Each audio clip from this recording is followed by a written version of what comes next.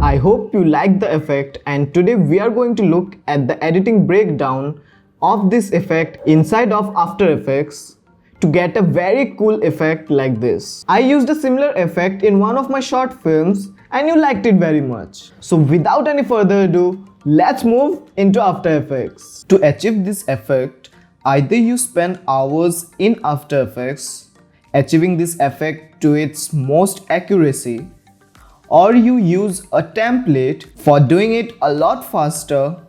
And if you are specially using a low-end PC, then this is the most suitable way for you.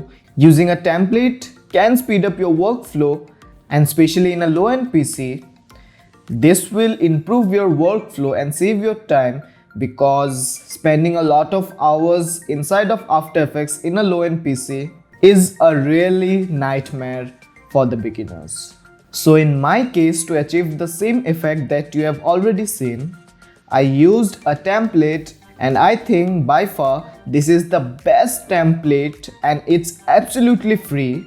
So this is a template by Red Giant, who have already made this template for us so that we can use the same effect, but we can also change a lot of things, we can change a lot of factors, making each of our style a unique one. So I will put the link to the video of the Red Giant in the description below, and in the description of that video you will find the template by the Red Giant, and in the video they also talk in detail about the template. So I'm not gonna talk entirely in detail of this template, rather I will just guide you how to just achieve this effect. So to achieve this effect, the basic fundamental of this is to separate the foreground from the background. That means the subject will have the disintegration effect.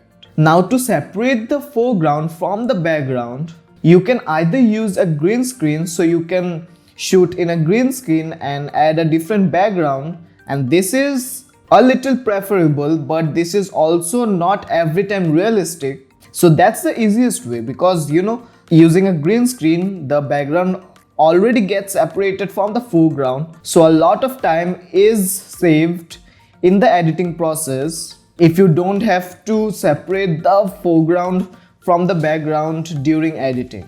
So if that works for you, if that works for your case, then go with the green screen technique. But to make it always realistic, you can't use green screen every time. Sometimes you need a normal video and achieve the same effect on the subject. So for that, you have to separate the subject from the background. So to separate the subject from the background, you can use two methods. So to separate the foreground from the background, you first create a mask using a pen tool, and you move frame by frame, changing the mask in every frame. And in this way, you can separate the foreground from the background. And in my case, I used this technique. But the other technique which you can use is by rotoscoping. Now Rotoscope 2 is on the way for the new After Effects, and I'm really waiting for it, because in this case the new Rotoscope 2 will help a lot, and I'm pretty sure about it. But the Rotoscope 1 is still good, so just try out if that works for your situation. If that works for your video, then you are quite lucky, because in most of the cases it will not be perfect and you have to do a lot of changes in the rotoscope done by rotoscoping. So let me first show you how I shot the clip originally. So this is the clip where I kept the shot steady in a tripod and came in front of the camera and then just slowly moved out of the camera. So now you can use this thing as a background for it. I told you that you need a background, right? If you're using a green screen, that's not a problem.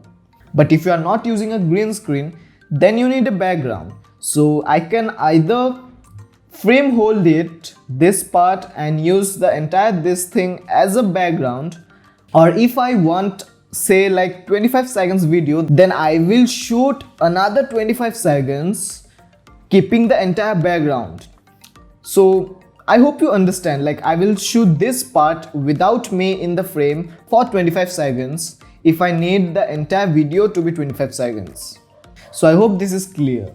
So this template has two versions, one with the trapcode particular, which is the most popular version, and in almost all the Hollywood films and everywhere you see, it is achieved using the trapcode particular plugin. But this template also has the non-plugin version, which is totally After Effects. You don't need any third-party plugin, and which is this section, this number 3, Dustify. So the 4 sections are the background, the foreground, the non-plugin version, and the plugin version. So in my case, I use the trapcode particular version, this version, to achieve the effect in its most accuracy.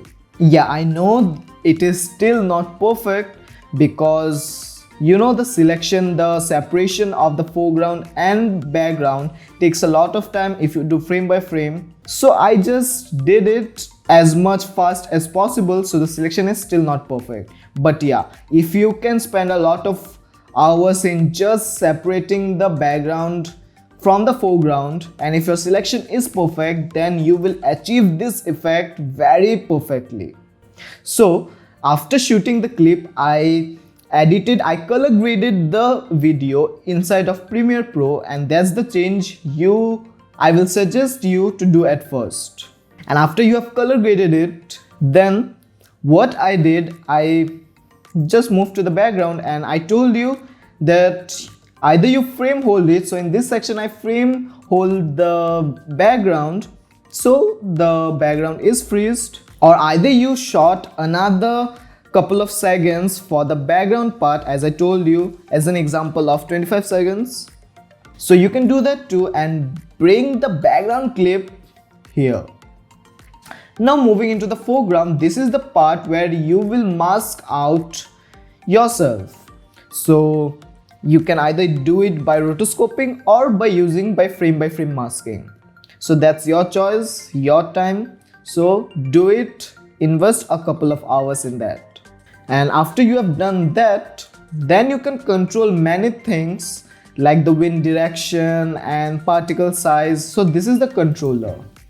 Selecting the controller here, if you go to the effect controls panel, you can see many things like the wind amount, wind direction, and many particle size and particle count. You can adjust many things, and you can move this thing, which is the controller part, in different directions to change the wind directions and wind speed and all.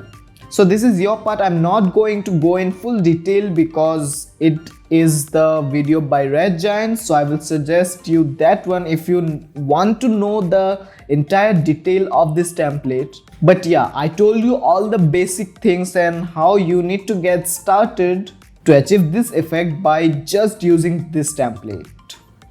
You can also control the start and end of the effect, so you have the full flexibility of almost everything in this template. So this is the reason I'm telling you this is the best template for your workflow achieving this effect. So if you move the slider in any direction, it will show you the start part of the template, and same as well for the end part. So as per your choice, you can get the unique look for your purpose. So thanks to Red Giant for making such a great template for all. If you are a beginner or if you are master, you can still use this template comfortably, and this template can save you a lot of time achieving this effect, yet very accurately, very perfectly. So I hope the tutorial was helpful for you, and if you liked the video, then don't forget to smash the like button. And if you are not yet subscribed to my channel, then what are you waiting for? Consider subscribing it. So that's it for today's video. See ya.